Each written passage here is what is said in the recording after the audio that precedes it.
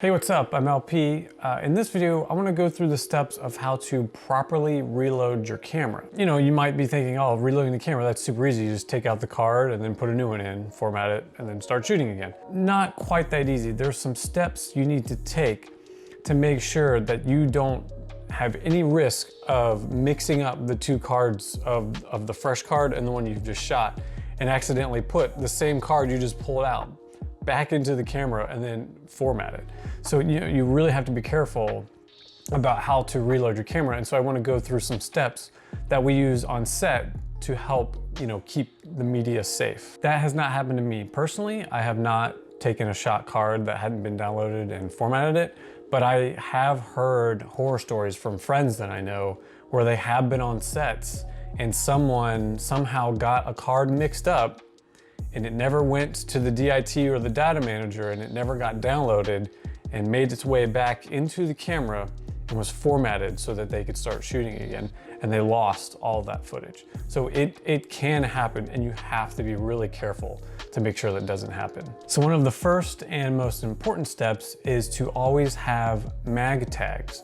So a mag tag is, we get the term from back in the film days when they used to have the film rolls, the magazines that they put onto the cameras, and on those mags they had big pieces of tape that said, what film stock it was, what roll number it was, and what magazine number it was on. So basically we've simplified the process of that tape, and it's now we just use a small piece of paper tape, usually red paper tape, that has the camera's letter and the camera's roll number written on it. And you stick them onto the actual camera body, so that way when you reload and you pull out the shot media, you immediately take that tag, that mag tag, and put it on the media so that you know what roll it is and that it's been shot and it needs to go and be downloaded. A good way to do this is don't make them as you're reloading camera. Have 5 or 10 of them pre-made for you.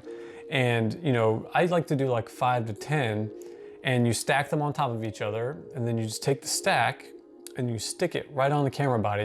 Generally you want to try to put it somewhere close to the media slot, but sometimes you just can't, just put it somewhere that's easily accessible and out of the way on the camera body, so that when you pull out that card, you immediately take that tag and you can put it on that card. So let's just say it's the beginning of your day. Maybe it's, the second or third day in your shoot. So in the morning, you want to get your fresh card from your DIT or your data manager and make sure that this card has already been downloaded. If you have a good DIT or data manager, they're keeping track of the fresh cards and making sure that they have everything downloaded and backed up. So then check with your data manager or your DIT and see if the camera's roll number that you're about to go on is the correct roll number, so that you're in sequence with all of the camera roll numbers and you're not skipping one or doubling up on a number, and it can get confusing in post-production. So it's always good to just check with your DIT to make sure you're starting your day on the right roll number. So then obviously format it, and if you're on the right roll number, you're good to go. You can start shooting. So you've been shooting for a few hours, the card is full, and it's time to reload. So immediately what you want to do is you grab that mag tag that we talked about, the top one that has the right roll number on it, pull out your shot media card that's full of your footage, immediately stick it onto that card. And you can even just wrap it around the card so it doesn't just fall off easily, and then give that to your second IC, or if your DIT comes to reload, you can give it to them. So even in this handoff process, what I like to do and what a lot of people do is, you'll have that card with the red tag on it that you've just shot, and then your assistant, your second AC or your DIT will have a fresh card in their hand. So immediately what you want to do is you'll take the shot card in one hand and you'll grab the new card, the fresh card, in the other hand. Keep them separated. Do not put them in the same hand. And then take your shot card and put it in your second AC or DIT's hand. So that way they're always separated. You don't want to put them in one hand, even if it has the tape on it. You just don't want to take any risk at all.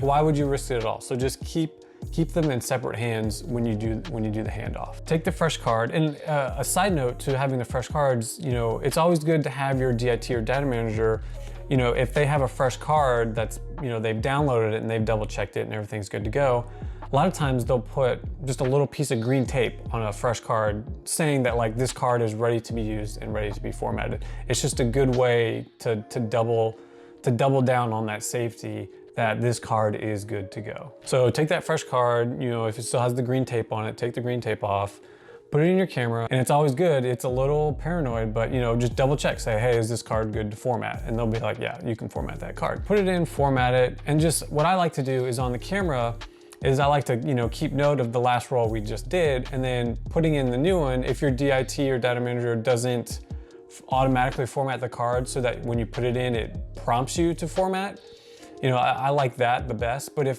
for whatever reason they're not doing that or they can't, you know, put that fresh card in and make sure that it's not the same roll number that you just pulled out, because you never know. So just check, make sure it's like a few rolls back number-wise, and you're like, okay, good, this is roll 5, we're on roll 9. So it's good, and you're good to go, and you can start shooting again. Now I know this all sounds very paranoid and like maybe a little over the top, and you know, maybe you're laughing like this is a little bit ridiculous, but you won't be the one laughing when you accidentally put a card in the camera that hasn't been downloaded and you just formatted it.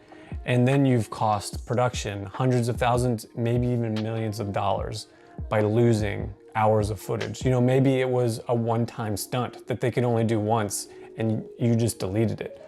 Or, you know, maybe it was with a really high-profile actor that was only available for 2 hours, and then you just accidentally deleted that footage, and they won't be able to get that person back for another day. There is a lot of money on the line, and you do not want to put that at risk. And you definitely don't want to be the one responsible for losing footage. You know, I know people who have been sued by productions because somehow footage was lost. They may not have been the person directly responsible for losing the data, but somehow the production was blaming them and actually sued them or tried to sue them for lost footage. So you have to be careful. This is a very important process and you do not want to f it up. I hope I didn't scare you too much, but it's very important. You know, without a doubt, it's very important. You could lose a whole day's worth of footage if you're not careful. That's why we have backups of backups, and we do all these little things to make sure that there's no mix up and something doesn't accidentally get deleted. So, you know, just be very careful and have, you know, your own little protocol that you go through to make sure that you're not gonna accidentally delete a card that wasn't downloaded. I hope you enjoyed this video. If you did, give it a thumbs up, hit that subscribe button for me. I'll see you in the next one. Going off walkie.